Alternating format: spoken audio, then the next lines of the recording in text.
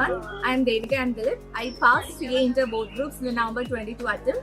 I congratulate all those who passed with me, and to all those who are still trying, there's always a next time. Hi everyone, my name is Dilu Mariam. I'm an intermediate student at Indian Institute of Commerce, Lakshya.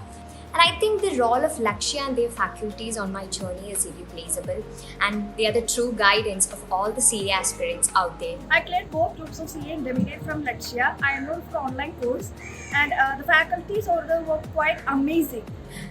For this successful, I would like to thank God, my family, and their support, and as well as the support of Lakshya.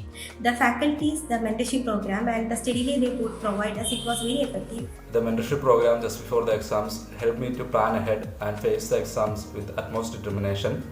I'm grateful for all the support Lakshya has been giving me in facing the exams, and I am looking forward to do my CA final at Lakshya. Thanks. And of course, like all you know, hard work is the key to success. So don't wait to put in your best and make it happen. With all your hard work and hope and guidance, it's possible.